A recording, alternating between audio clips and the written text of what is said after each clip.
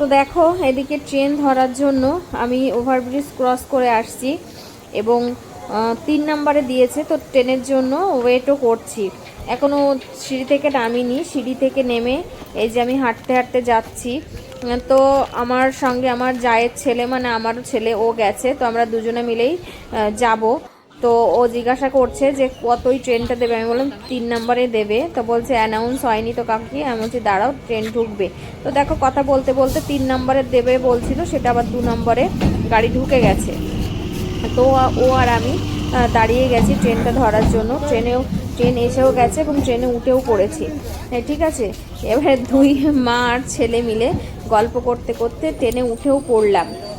তো ওকে আমি জিজ্ঞাসা করছি যে আমি কখনো যাইনি, কিভাবে কি করব কি না করব। তো বলছে কাকি তুমি টেনশন করো না, আমি তোমার সঙ্গে আছি, তোমাকে ঠিক পৌঁছে দেবো, নিয়েও যাব।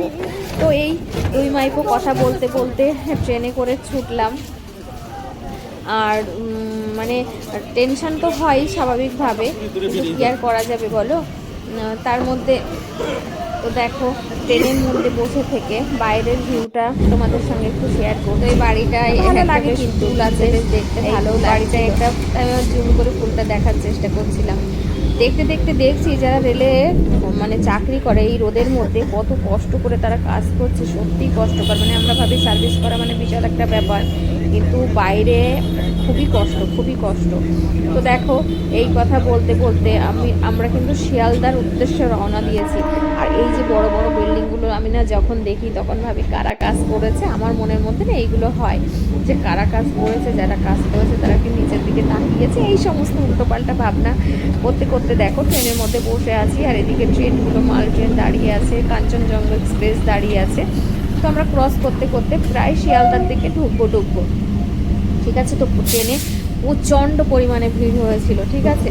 মানে যে সময় গরম ধরে গেছে, যে ড্রেস পরলি না, আমার মা ট্রেনে যাচ্ছি, তুমি জানো না প্রচণ্ড গরম লেগে যাবে। তো দেখো এই ওভার ব্রিজটার উপর দিয়ে যখন ট্রেনটা যায় না, আমার মনের মধ্যে কেমন একটা আতঙ্ক, কেমন একটা ভয় ভয় ব্যাপার হয়, ঠিক আছে। তো কি আর করা যাবে, যেতে হবে। তো দেখতে দেখতে 2 পাশ দেখছি, দেখতে দেখতে দেখো প্রায় শিয়ালদা গাড়ি ঢুকবে।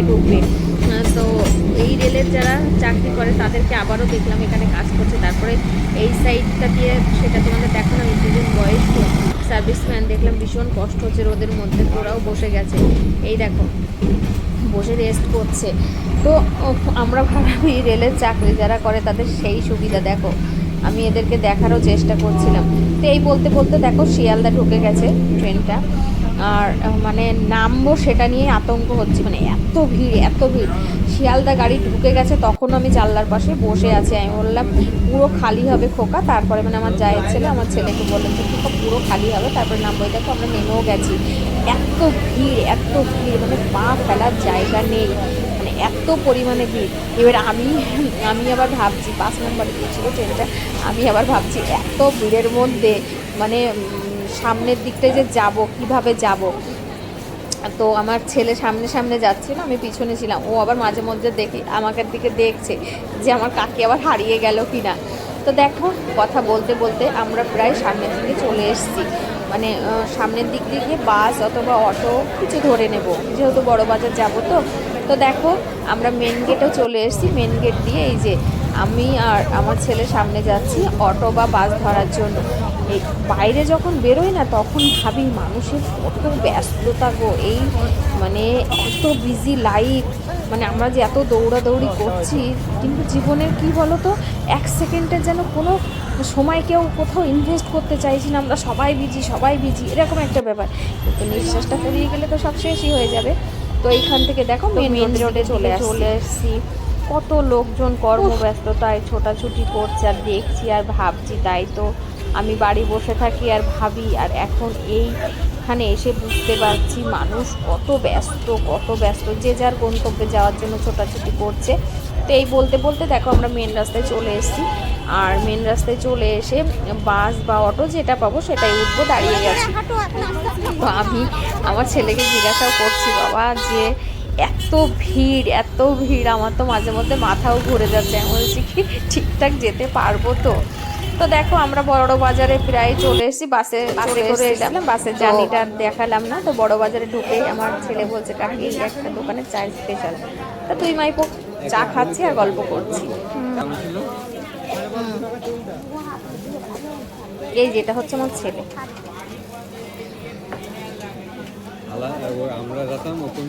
তো এখানে একটা দোকান ভিজিট করেছিলাম, তো উনি এই নাম্বারটা আমাদেরকে দিয়েছিল যে আবার ওনার সঙ্গে, তো ওর বাবার দোকান থেকে নিয়েছিলাম, ওর ছেলের দোকানে এসে। তো এখান থেকে কসমেটিক্স কিছু আইটেম দেখলাম, অনেক কিছুই দেখছিলাম। দোকানের একটা আর ওনার দোকানে একটা ভিডিও করব বলছিলাম, সেটার সময় হয়নি। তো এগুলো দেখার পরে আবার একটা জুয়েলারি নেব, সে তার জন্য এই দোকানটা চলে এসেছিলাম, আমরা জিনিস নিচ্ছিলাম। তো আজকে সারাদিনের জার্নিটা মানে কিছু কিছু কাট করে তোমাদের সামনে তুলে ধরেছি। ভিডিওটা যদি ভালো লেগে থাকে তা অবশ্যই লাইক কমেন্ট শেয়ার করে যেও। আর আমাকে কিন্তু সাজেস্ট করো, আমি কিন্তু আমার মতো করে দৌড়াচ্ছি বা চলছি, তোমরা কিন্তু এই ভিডিও দেখার পর আমাকে বলো, ওকে? তো সবাইকে শুভরাত্রি জানিয়ে ভিডিওটা শেষ করলাম। Thank you so much.